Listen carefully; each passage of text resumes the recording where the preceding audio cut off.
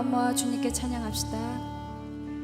겸손히 주를 섬길 때 괴로운 일이 많으나 구주 연애에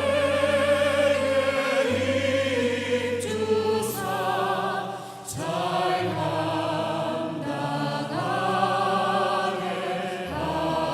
하소서. 인자말을 가지고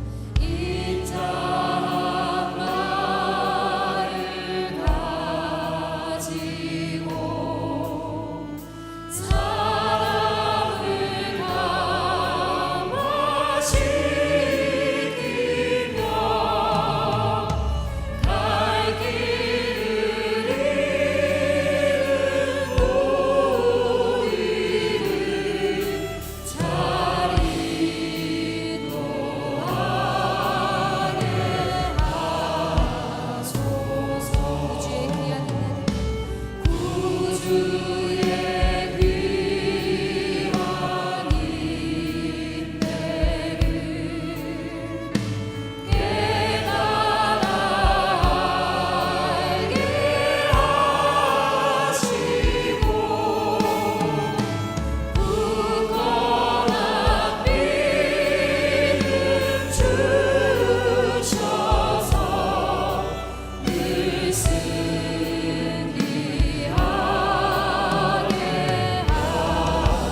장래의 영광 비추사 장래의 영광 비추사 소망이 되게 하시며 구주와 함께 살면서 참 평강 얻게 구주와 함께 살면서 구주와 함께 살면서 참 평강 얻게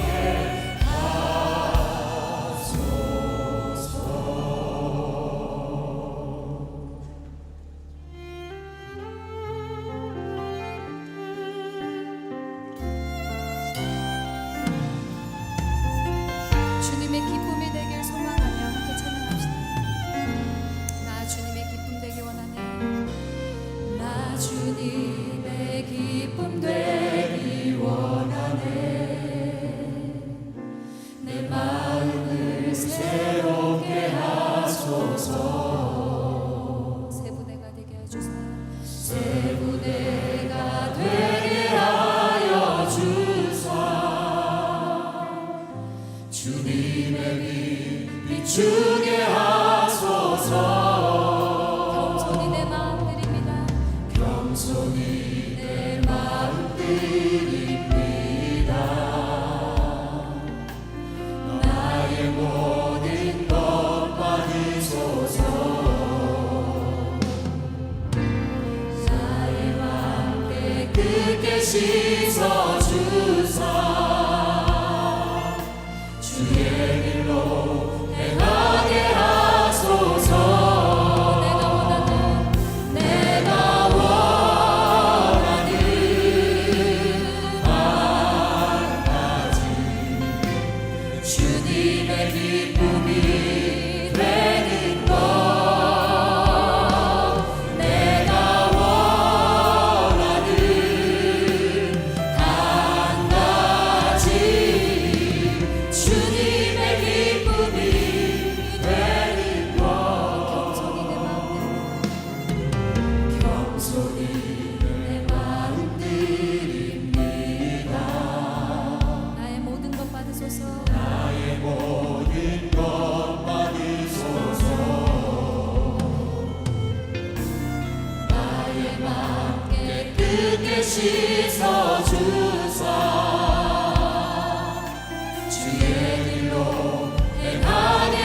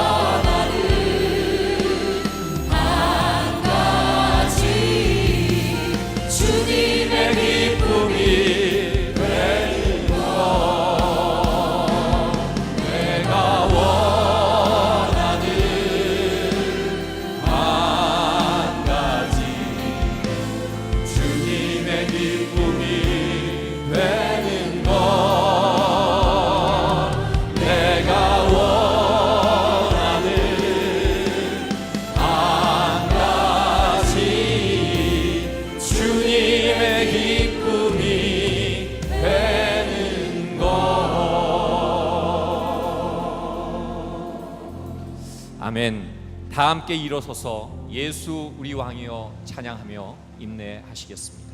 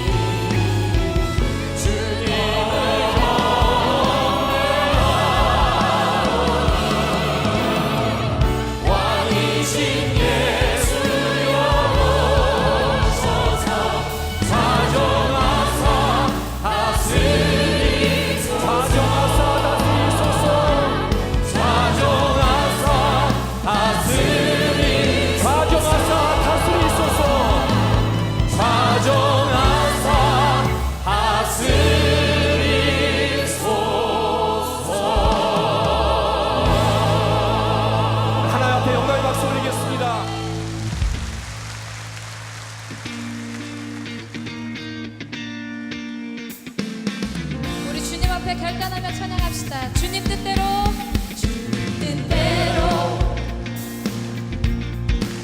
살기로 했네. 주님 뜻대로, 주님 뜻대로 살기로 했네. 주님 뜻대로 살기로 했네. 뒤돌아서지 않겠네. 이 세상 사람 날 몰라줘도, 이 세상 사람 날 몰라줘도, 이 세상 사람이 날 몰라줘도, 이 세상 사람 날 몰라줘도, 이 세상 사람 날 몰라줘도 뒤돌아서지 않겠네. 뒤돌아서지 않겠네. 결단코 뒤돌아서지 않겠네. 뒤돌아서지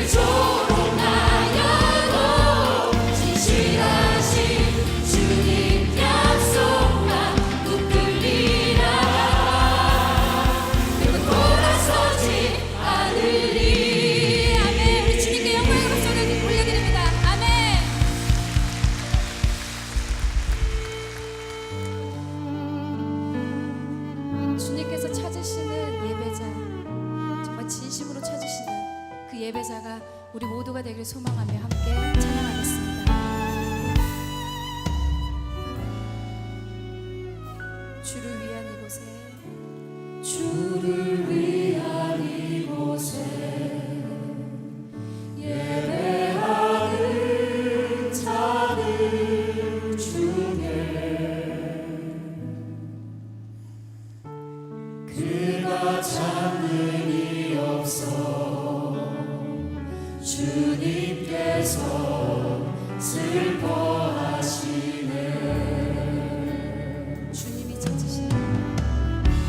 주님이 찾으시는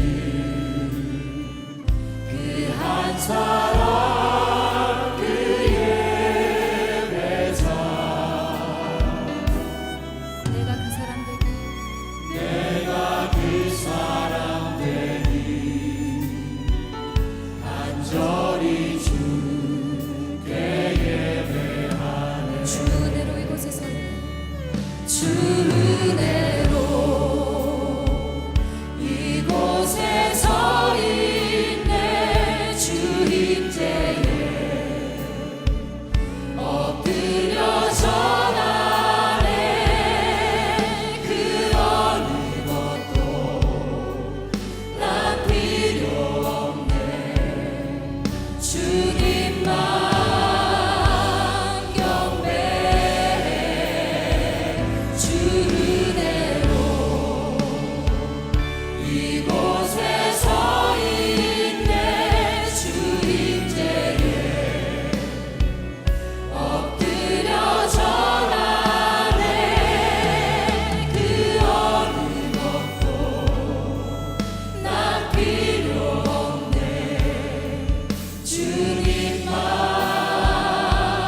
경배해. 주님이 찾으시는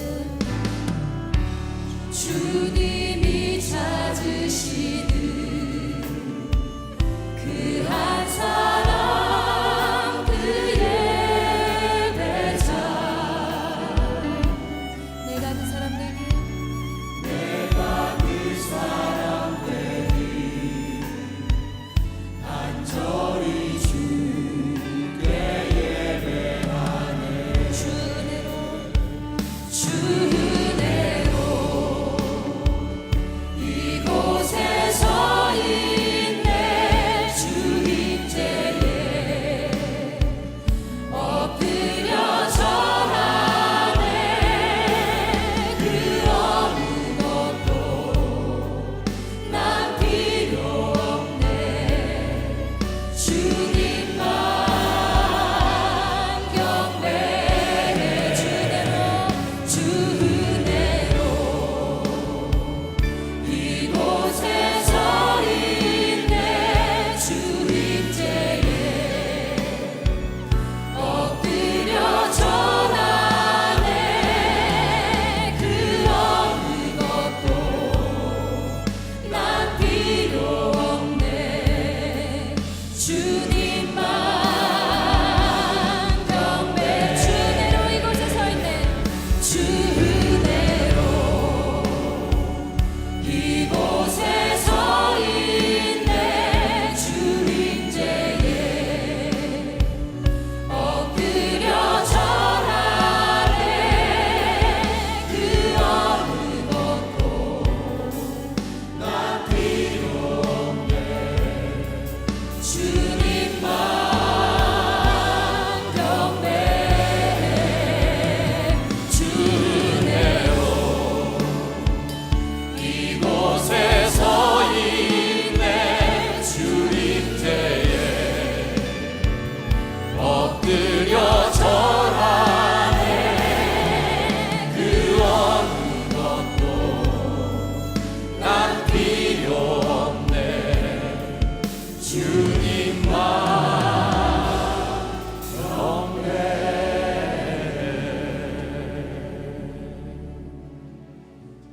사랑하는 여러분, 주님이 찾으시는 그 예배자가 어떤 사람일까요?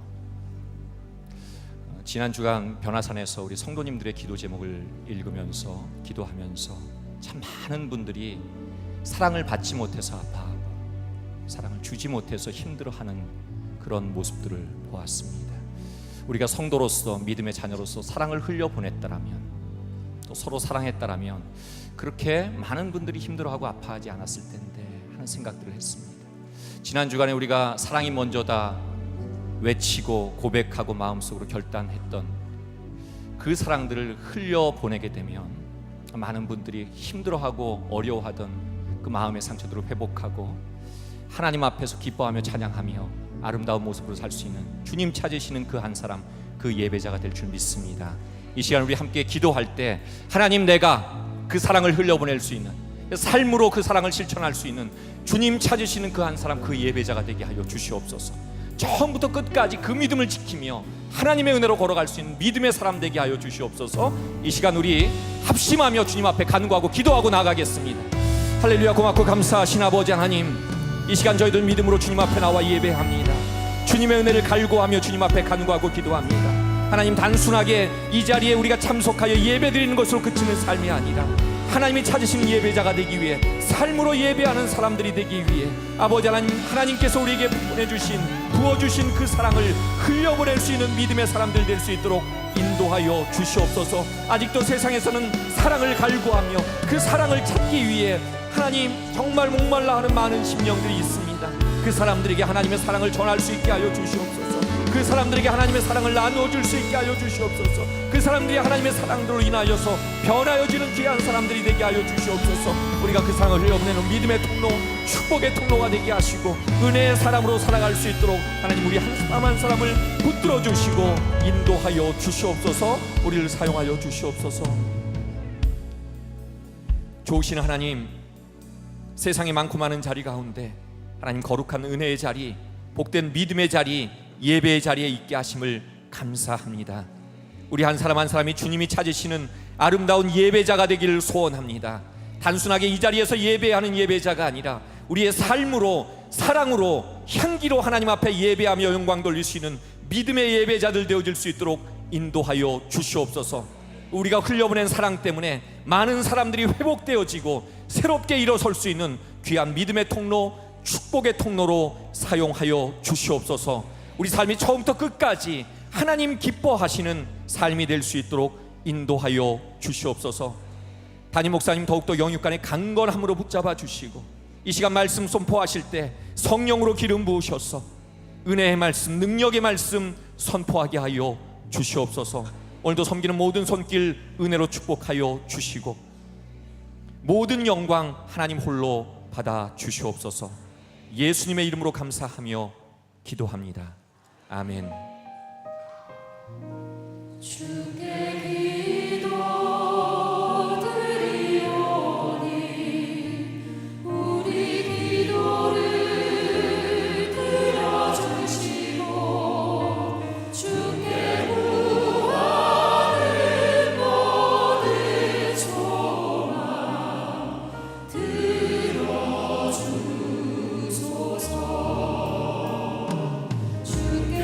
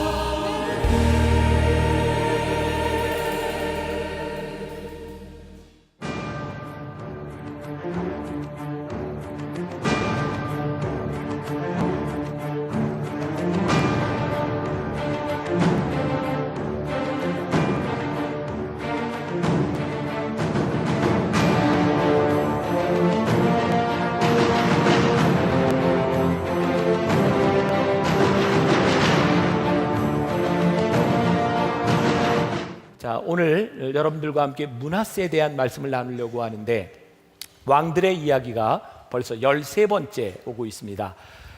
꼭 외워야 되는 왕 다 기억하시죠? 네, 여러분들 앞에 있는 콰이어를 콰이어한테 한번 물어보겠습니다. 입들을 잘 보세요. 잘 대답하는지. 통일왕국 시대에 3명의 왕이 있다 그랬습니다. 첫 번째, 두 번째, 세 번째 솔로몬. 조금 더 들어갑니다. 잘 대답하세요. 정신 차리고. 못하면 창피가 찬란해지는 거 알죠? 잘하세요. 네.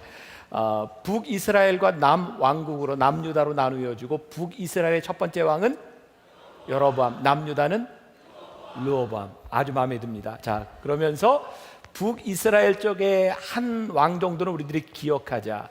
가증한 왕, 우상 숭배를 했던 아합 왕은 엘리야 선지자와 동시대의 사람이다. 또 남유다에는 몇 사람이 있지만 여러분 여호사밧, 또 지지난주에 공부했던 누구죠?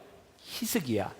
기도함으로 하나님께 생명을 15년 연장받았던, 그리고 오늘은 히스기야의 아들 므낫세에 대해서 배웁니다. 므낫세는 여러분들이 기억해야 될 것이 성경에 참 많이 나오고 있는데 좋지 않게 나옵니다. 가장 간악한 왕으로 나오고 있는 사람입니다. 최장기간 동안 유대를 통치했던 55년 동안 유다를 다스리며 가장 간악한 왕으로 나오는 사람 누구? 므낫세. 자, 여러분들 이렇게 머릿속에 이렇게 왕 이름을 넣고 있으면 앞으로 말씀을 듣는데 훨씬 도움이 많이 되리라고 생각합니다. 오늘 말씀의 제목은 끝에서라도 돌아서면이라고 하는 제목입니다. 2014년 올해 2월에 제가 이 말씀을 준비하고 있을 때였던 것 같아요. 원고를 쓰고 있을 때 제가 신문을 보게 되었습니다. 조선일보 위클리 비즈에 혁신의 상징에서 개혁의 대상으로라고 하면서 일본의 유명한 기업 닌텐도에 대한 기사가 실렸습니다. 닌텐도 하면 마리오 카트 이런 걸로 유명한 게임기 회사입니다. 그런데 2012년에 닌텐도가 위유라고 하는 게임기를 만들었는데, 여러분 잘 아는 아키하바라라고 하는 일본의 전자상품을 많이 파는 곳입니다. 거기가 사람들이 없이 한산했다, 그렇게 기사가 나왔어요. 근데 그 이유가 무엇인가? 이 닌텐도가 게임기라고 하는 틀에 갇혀서 모바일을 놓쳤다는 거예요. 지금 여러분 이해하는 얘기 제가 하는 거죠? 게임기하고 모바일. 옛날에는 게임기를 가지고 게임을 했는데 이제는 스마트폰 가지고 모바일을 가지고 게임을 합니다. 이 닌텐도 회사가 이 게임기를 2억 대 이상을 팔았습니다. 그 닌텐도는 자기 회사를 이렇게 규정했다고 합니다. 게임기를 가장 잘 만드는 회사. 그렇게 딱 자신을 고정하고 나니까 게임기를 만들었지만 모바일에 진출하는 것에 실패했다, 그런 말입니다. 제가 이 왕들의 이야기를 보면서 이 기사를 보면서 저에게 떠오른 것이 교만이라는 말이었습니다. 교만이 무엇인가? 자기 스스로를 자기는 무엇이다라고 규정하는 것은 참 커다란 교만이다. 이 왕들을 보면서 힘을 가지면, 능력을 가지면 사람들은 자기들이 할 수 있는 것을 규정합니다. 근데 그게 교만이다. 예수님께서 이 땅에 오셔서 하신 말씀 가운데 새 포도주는 새 부대에 담아야 하느니라 라고 말씀하셨어요. 하나님의 은혜를 우리들에게 주시기를 원하시는데 그 은혜는 우리들이 생각할 수 없는 것입니다. 근데 포도주를 담는데 포도주는 발효가 되는데 헌 부대에 넣으면 포도 가죽이 터져버립니다. 그래서 이 발효하는 포도주를 잘 담으려면 새 부대에 담아야 팽창할 수 있다는 거예요. 우리들의 생각에 갇히는 것이 아니라, 우리들의 교만에 갇히는 것이 아니라 늘 하나님을 향해 우리의 마음을 열어놓고 은혜를 구하는 것, 그래야 우리들이 하나님의 사람으로서 살아갈 수 있어요. 지금 우리들이 13명의 왕들을 쭉 공부하면서 우리들이 깨닫게 되는 게 있어요. 교만이라고 하는 것은 실패한 왕에게서 나오는 것이 아닙니다. 우리 계속해서 보았지만 성공한 왕들이 교만합니다. 사실 성공하지 않은 사람은 실패할 것도 없습니다. 우리들의 삶의 성공이라고 하는 것이 어떻게 끝까지 우리들의 삶의 성공적인 삶을 살아갈 것인가, 이 13명의 왕들은 우리들에게 아주 중요한 교훈들을 주고 있어요. 교만이라고 하는 것은 뭘까요? 하나님을 몰라서 교만할 수도 있고, 우리들에게 주신 축복을 축복인 줄 모를 때, 감사를 잃어버릴 때 교만해지기도 합니다. 이 므낫세라고 하는 왕은 아주 특별합니다. 지금까지 우리들이 배웠던 왕들하고는 틀립니다.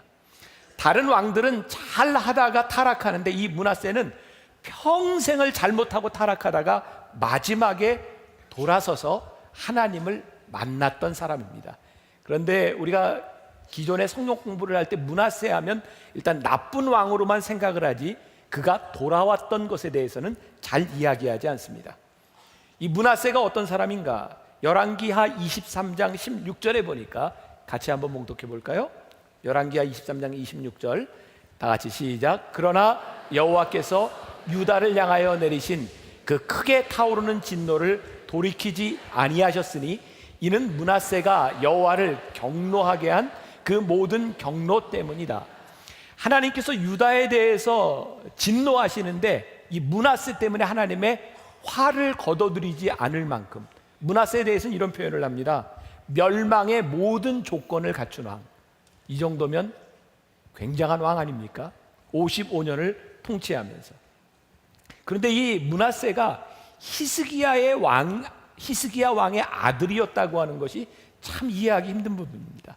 히스기야는 믿음이 있었고 그는 병에 걸렸을 때 하나님께 통곡하며 기도했어요.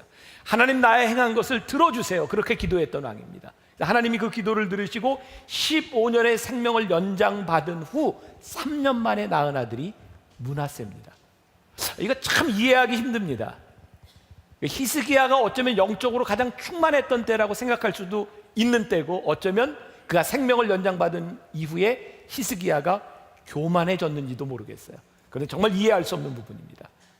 중요한 건 이 믿음의 가문에서 므낫세와 같은 아들이 나올 수 있다는 거죠. 하나님의 은혜와 기적 가운데서 태어났지만 12살의 왕이 되었고, 그는 55년 동안 통치하면서 유대가 멸망할 수밖에 없는 완벽한 단초를 제공합니다. 여러분들에게 이 왕들의 이야기를 이해하기 위해서 성경을 읽으라고 했어요. 어떤 부분을 읽으라고 했죠? 열왕기상하, 또 역대기상하, 또 사무엘상하. 자, 여러분들 중요합니다. 여러분들에게 지식을 드리는 거니까 기억하세요. 열왕기상하는요, 영어에는 kings라고 되어 있어요. 왕들의 이야기입니다. 이 왕들의 이야기는 객관적인 역사를 북이스라엘과 남유다의 왕들을 그대로 서술합니다.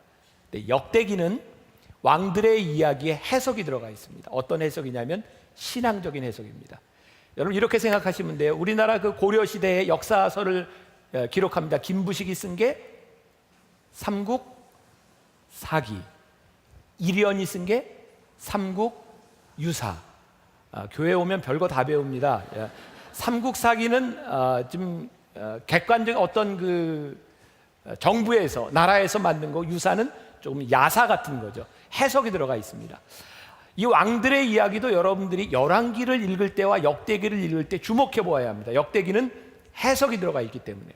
자, 열왕기하 21장에 므낫세에 대한 이야기들이 쭉 나오고 있는데 객관적인 눈으로 봅니다. 므낫세가 어떤 왕인가? 거기에 보니까 북이스라엘의 아합과 이세벨이 섬겼던 바알신도 들여오고 아세라신도 들여오고, 하나님께서 금하신 인신제사, 사람을 죽여서 드리는 제사도 들여오고, 각종 점술과 사술과 무당, 무속신앙이 뿌리내도록 만든 사람이 므낫세입니다. 그래서 열왕기하 21장 16절에는 이렇게 되어 있어요.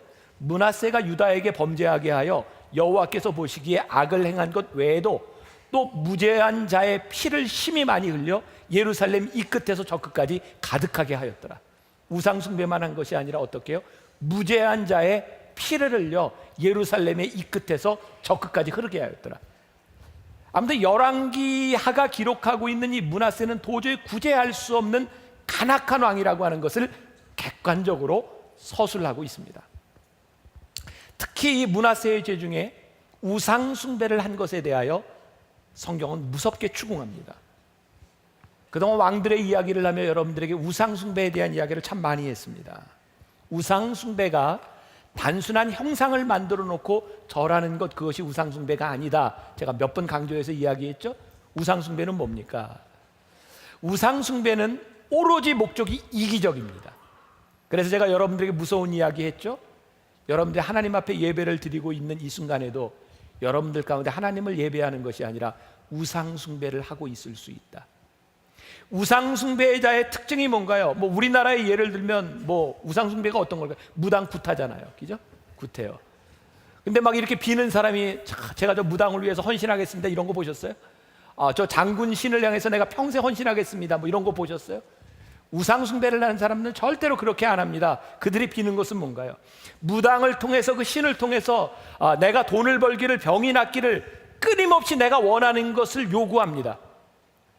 우상 숭배를 하는 사람은 자기가 비는 그 대상을 향하여 자기를 바꿀 준비가 전혀 되어 있지 않습니다.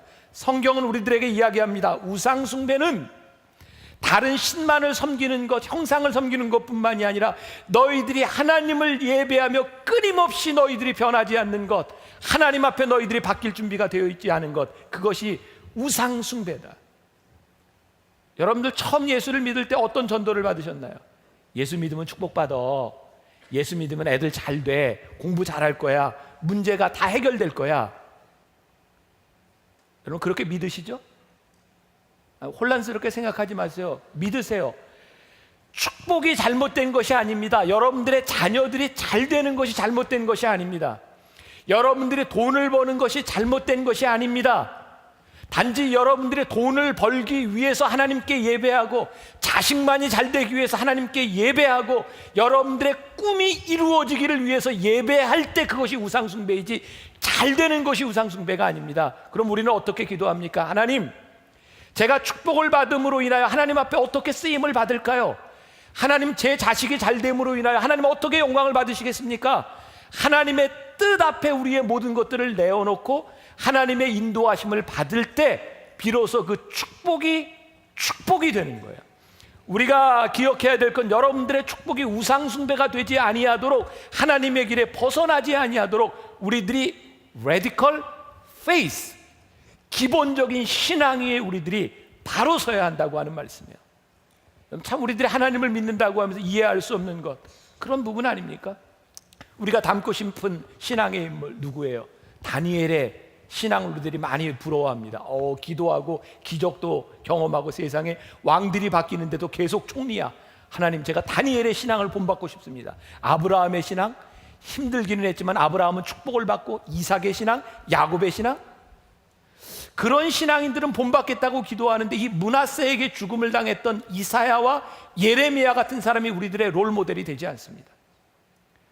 우리들이 닮기를 원하는 사람, 우리들 중에 예수님의 제자 닮겠다고 이렇게 바득바득 기도하는 사람 별로 없더라고요. 베드로, 안드레, 야고보, 요한 다 죽습니다. 다 순교합니다. 우리들이 닮고자 하는 사람들을 바라보면 주님을 끝까지 따라갔다 죽은 사람들을 닮고자 하는 것이 아니라 하나님을 믿으며 축복받은 사람을 닮기를 원합니다. 여러분, 이게 잘못됐다고 하는 것이 아니라 신앙이 온전하지 못하는 이야기입니다. 우리들이 하나님을 믿으며 축복의 길을 갈 때도 있습니다. 우리가 하나님을 믿으며 고난의 길을 갈 때도 있습니다. 하나님의 길은 우리들이 원하는 직선만을 이야기하는 것이 아니라 하나님이 인도하시는 곡선을 갈 수도 있는 거예요. 그 모든 것들이 우리들의 삶에 하나님의 길로 우리들에게 받아들이기 시작할 때 우리들이 축복의 길을 가는데, 우리는 내가 원했던 일이 아니면 축복이라고 생각하지 않는 거예요. 내가 원했던 길이 아니면 하나님의 뜻이 아니라고 생각하는 거예요. 그래서 하나님을 믿으며 우리는 하나님을 누리지 못해요. 왜? 내가 원할 때는 하나님이 계신데 내가 원하지 않는 길에는 하나님이 계시지 않아요. 마치 우상을 숭배하는 사람과 똑같이 믿고 있다면, 우리는 왜 우상 숭배하는 것처럼 하나님을 믿을까요? 우리들에게 찾아온 두려움에 대한 문제입니다. 잘 기억해 보세요. 생각해 보세요. 므낫세는 왜 이방의 신들을 들여왔을까요? 이방의 신이 어떤 신일까요? 아수르, 바벨론, 저 밑에 애굽. 그들 나라에 비해서 유다는 정말 보잘것없는 나라입니다. 이 보잘것없는 나라에 이 므낫세가 보니까 저 큰 나라의 신을 섬기는 그 사람들을 바라보니까 그 신을 섬기면 나도 뭔가 될 것 같은 거예요.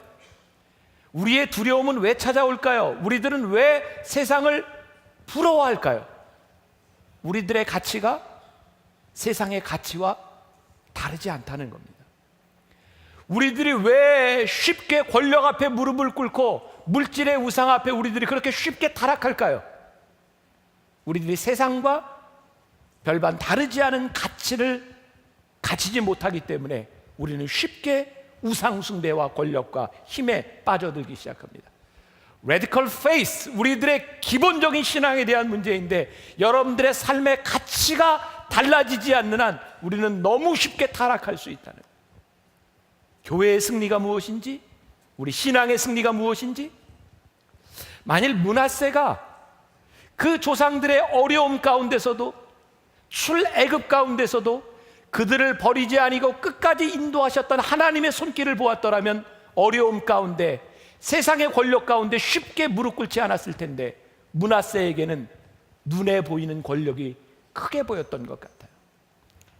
하나님의 자녀가 된다고 하는 것, 하나님의 뜻대로 살아간다고 하는 것, 그것은 하나님의 손이, 하나님의 인도하심이 우리 가운데 보일 때입니다. 마땅히 행해야 할 일을 하지 않으면 하나님께서 매를 드세요. 제가 이 말씀 전하면서 여러분들에게 몇 번 그렇게 얘기했습니다. 저는 여러분들에게 공포심을 심어주기 위해서 이 말씀을 드리는 것이 아니라, 근데 아무튼 좋은 말 할 때 들으세요. 진짜. 이게 성경을, 제가 왕들의 이야기를 보면서 제가 정말 뼈저리게 느끼는 거예요. 저는 교인들에게 심판을 이야기하는 것이 그렇게 별로 바람직하지 않다고 생각했어요. 왜? 신앙은 무서움으로 우리들이 믿는 것이 아니니까. 하나님은 사랑이신데, 근데 끊임없이 이 왕들에 대한 매가 있고 심판이 있더라는 거죠. 제가 깨닫게 된 게 뭐예요? 하나님이 심판하실 때, 매를 드실 때, 그건 저주가 아니라 하나님의 사랑이 있더라고요. 하나님이 매를 드실 때 하나님은 우리를 포기하지 않으셨다는 것을 그 매를 들면서 우리들에게 보여주셨어요. 하나님의 분노? 그것은 우리를 사랑하시지 않는다면 하나님은 절대로 우리들에게 분노하실 이유가 없으셨을 것 같아요. 열왕기서는 이 므낫세의 모든 죄악들을 나열하고 있는데, 역대기에 가보니까 므낫세가 이렇게 죄를 지음으로 인하여 그가 당했던 환난을 바라보며 거기에 하나님의 마음을 봅니다. 오늘 우리가 읽은 본문 말씀 12절과 13절 말씀 우리 같이 한번 봉독해 보겠습니다. 그가 환난을 당하여 그의 하나님 여호와께 간구하고 그의 조상들의 하나님 앞에 크게 겸손하여 기도하였으므로 하나님이 그의 기도를 받으시며 그의 간구를 들으시사 그가 예루살렘에 돌아와서 다시 왕위에 앉게 하시매 므낫세가 그제서야 여호와께서 하나님이신 줄을 알았더라. 그가 환난을 당하여, 그게 무슨 말일까? 환난이 뭘까요? 여러분, 어떤 게 여러분들의 삶의 환난인가요? 여러분들이 매니지할 수 있는 건 환난이 아닙니다. 여러분들이 손쓸 수 없는 것, 그것이 환난입니다. 환난을 당하면 우리들에게 무엇이 보이나요? 내가 무능력하다고 하는 것이 보일 뿐만 아니라 내 능력을 넘어선 하나님의 손길이 환난 가운데 보입니다. 므낫세의 이 환난 가운데 그가 크게 겸손하여져서 하나님께 기도함으로 하나님이, 여호와께서 하나님이신 줄을 알게 되었더라. 우리가 왜 환난 중에 기뻐하며 감사합니까? 환난 가운데는 우리들의 힘이 아닌 하나님의 역사가 우리들 가운데 보이기 시작하기 때문입니다. 혹시 여러분들 가운데 내 힘으로 되지 않는, 내가 아무리 해봐도 내가 손을 쓸 수 없는 그런 환난 가운데 여러분들이 있다면, 아니 혹시 여러분들 가운데 단순한 환난이 아니라 내 삶을 바라보며 하나님께서 매를 드신 것 같은 그런 느낌이 여러분들에게 있다면, 여러분, 이게 참 힘든 얘기지만 기뻐하고 즐거워하십시오. 왜? 하나님이 여러분들을 버리시지 않으셨다는 증거이기 때문입니다. 때때로 우리들의 삶은 우리의 능력을 벗어나는 어려움의 때가 필요하다는 생각이 들어요. 하나님이 매를 드신다고 하는 것은 우리를 심판하시겠다고 하는 것이 아니라 우리에게 심판을 유보하시겠다고 하는 하나님의 사랑이 우리들에게 보이기 때문입니다. 저도 이제 나이가 들어가요. 죄송합니다. 저보다 나이 든 분들, 저도 나이가 들어요. 저희 교회, 제 후배, 저보다 어린 목사님들, 교역자들이 많이 있어요. 제가 교회에서 저보다 아랫사람을 혼내는 경우는, 혼내지 않는 경우, 둘 중에 하나입니다. 아주 잘했든지 포기했든지, 둘 중에 하나입니다. 포기하면 혼내지 않습니다. 포기하면 내가 혼내면서 화를 내면서까지 그렇게 시간을 투자할 이유가 없습니다. 저는 분명히 하나님의 사랑을 봅니다. 우리를 향해 매를 드신 하나님의 사랑, 우리를 포기하지 않으셨다는 하나님의 마음, 우리 하나님께서 우리들에게 매를 드실 때, 우리들에게 고난이 올 때, 이 성경은 므낫세의 고난, 바벨론의 포로로 끌려가는 왕이 쇠사슬에 묶여 포로로 끌려갑니다. 포로로 끌려가며 그 고난 가운데 므낫세는 하나님을 깊이 생각합니다. 그리고 하나님께 기도합니다. 다행스러운 것은 그 고난의 순간에 그가 하나님을 묵상하며 여호와 하나님께 기도하고 그의 조상들의 하나님 앞에 크게 겸손했다라고 말을 하고 있습니다. 도저히 믿을 수 없는 일인데 므낫세가 변했습니다. 하나님께서 만지시면 누구나 변화될 수 있는 겁니다. 그제서야 므낫세는 여호와께서 하나님이신 줄 알았다라고 고백하고 있습니다. 사람이 변화되는 것은 우리의 관점이 아닙니다. 하나님의 관점입니다. 제가 지난 한 주간 사랑에 대한 이야기를 참 많이 했습니다. 사랑은 인내하는 것이다. 소망을 가지는 것이다. 사랑을 가지고 있는 사람은 쉽게 포기하지 않습니다. 하나님께서 우리를 쉽게 포기하지 않으실 수 있는 이유, 하나님이 우리들에게 매를 드시는 이유는 우리를 포기하지 않으신다는 겁니다. 히스기야의 입장에서 보면 므낫세는 실패한 아들 아닙니까? 어떻게 믿음의 가정에서 이런 자식이 나올 수 있겠습니까? 아버지는 실패했을지 모르지만 하나님은 실패하시지 않았습니다. 하나님은 그를 돌려놓으셨습니다. 그의 인생 전부를 죄악으로 살았을지 모르지만 하나님께서 그의 인생 끝에서 그를 돌려놓으셨습니다. 오늘 말씀의 제목이 우리의 인생의 마지막 끝에서라도 하나님의 은혜와 하나님의 사랑입니다. 저는 야곱을 보면서 그런 생각해요. 야곱의 생애를 쭉 보면서 그가 야복나루에서 하나님의 사람과 씨름하며 내 이름을 다시랑 야곱이라 하지 아니하고 이스라엘이라 하겠다. 하나님의 은혜가 아니면 이거 이해가 되겠습니까? 예수님의 제자였던 베드로, 그는 늘 변명했고 늘 왔다 갔다 했고 주님을 부인했던 그 사람, 그를 끝까지 반석이라고 믿어주셨던 하나님의 은혜가 아니면 베드로의 생애를 우리가 이해할 수 있겠습니까? 예수님 이후에 가장 위대한 사도라고 일컬어지는 사도 바울, 그가 사울이라고 하는 이름을 가지고 예수 믿는 사람들을 죽이려고 다메섹으로 달려가다가 그가 꼬꾸라져서 예수님을 만났던, 그를 만나주셨던 주님이 아니고 사도 바울의 생애를 우리가 어떻게 해석할 수 있겠습니까? 오늘 우리들에게 매를 드시는 하나님, 오늘 우리들의 인생을 바꿔놓으시는 하나님, 우리를 고난 가운데 처박으셔서 하나님을 묵상하도록 만드시는 그 하나님을 바라보며 하나님의 은혜를 생각합니다. 하나님의 사랑과 은혜가 아니라면 정말 이런 일이 우리들에게 있을 수 있겠는가? 므낫세에게 쇠사슬에 묶여서 바벨론으로 끌려가는 포로, 이게 얼마나 수치스러운 일이겠습니까? 하나님께서 그의 수치를 다 덮어주셨어요. 돌아오게 하십니다. 어제 변화산 새벽기도 마지막 날 아담과 하와를 생각하며 정말 제 마음속에 있었던 은혜가 그런 거였어요. 하나님께 불순종함으로 아담과 하와가 에덴 동산에서 쫓겨날 때, 그들이 벌거벗은 것이 너무나 부끄러워할 때, 그들이 무화과 나무 잎을 가지고는 가릴 수 없는 그 수치를 하나님께서 가죽옷으로 감춰주셨어요. 하나님께 불순종했던 아담과 하와, 그들을 사랑하시는 하나님이 아니고는 이해할 수 없는 그들의 수치를 하나님이 감춰주셨어요. 저는 오늘 여러분들에게 이런 믿음의 도전을 던지고 싶어요. 혹시 여러분들 가운데 승승장구하던 여러분들의 삶에 질병이 찾아오셨나요?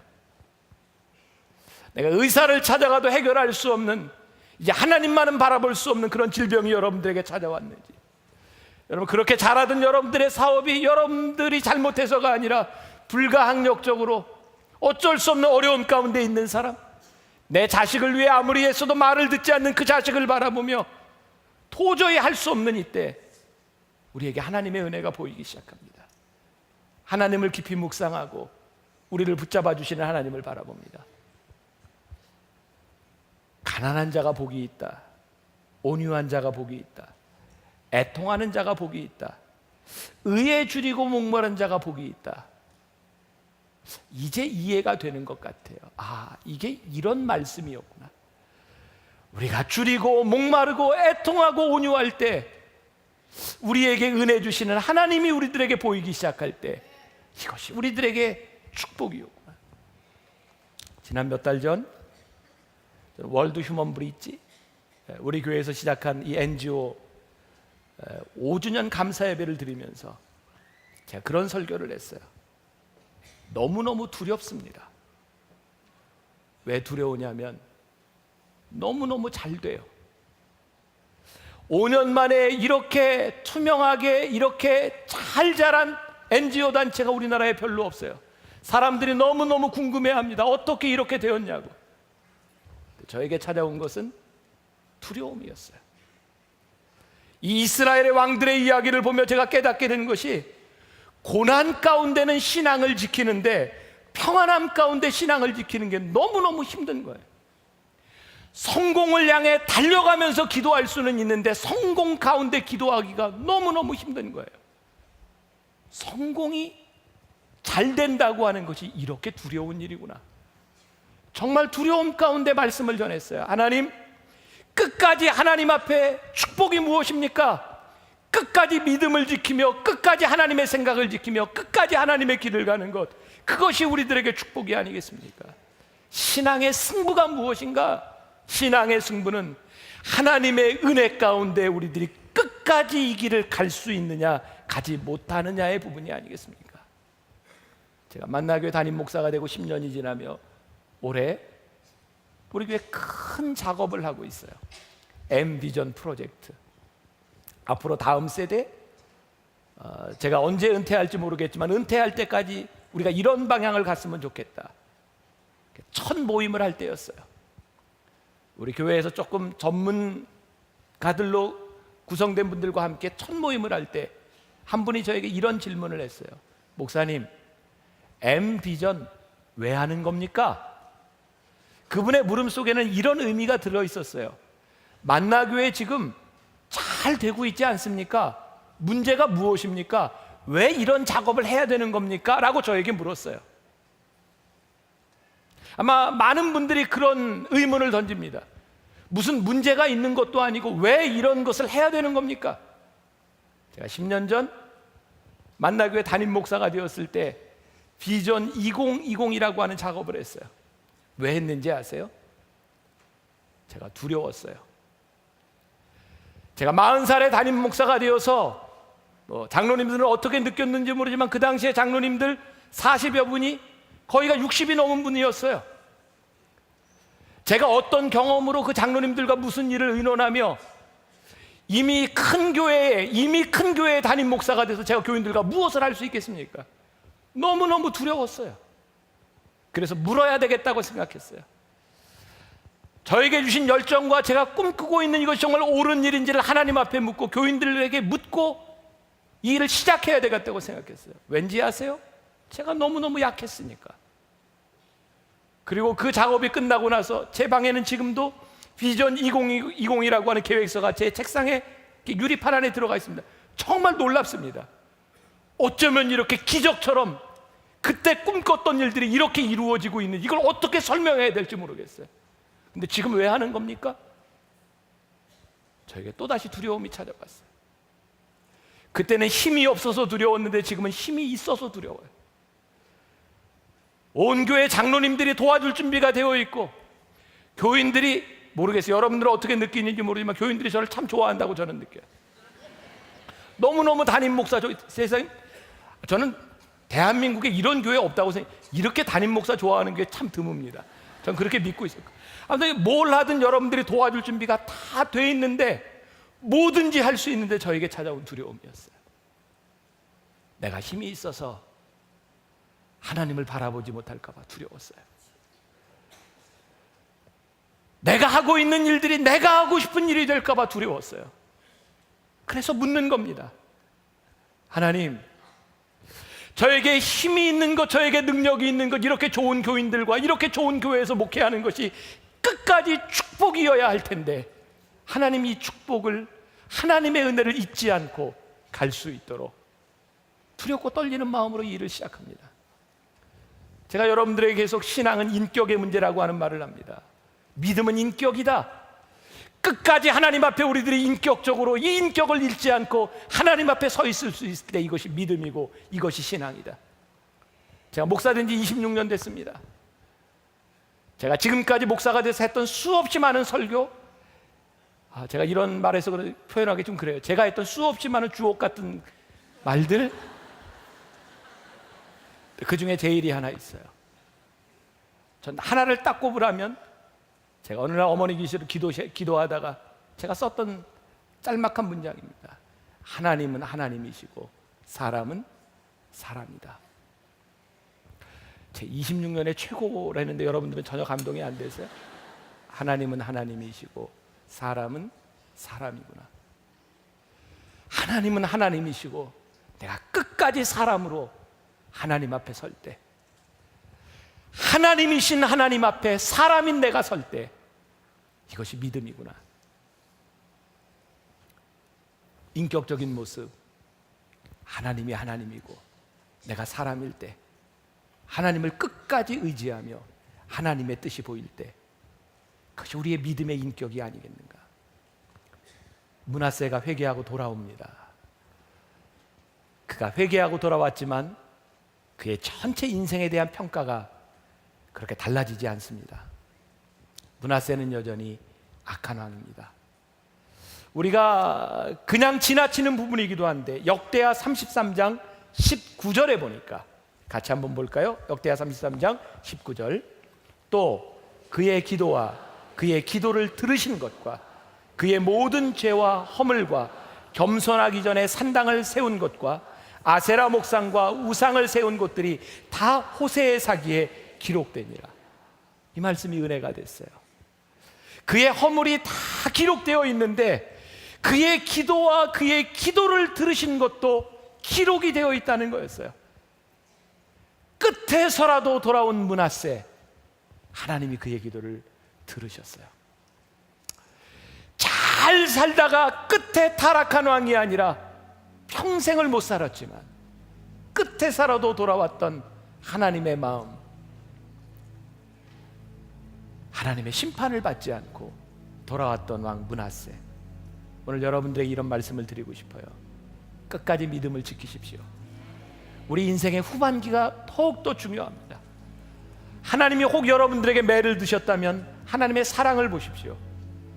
그리고 하나님의 은혜 앞에 무릎을 꿇고 기도하고, 오늘 하나님 앞에 기도하는 우리를 통해, 우리의 눈물을 통해 하나님께서 또 하나의 간증을 여러분들의 삶에서 만들어 가시지 않겠습니까? 오늘 우리가 이 말씀의 주인공이 될 수 있기를 주님의 이름으로 간절히 축원합니다.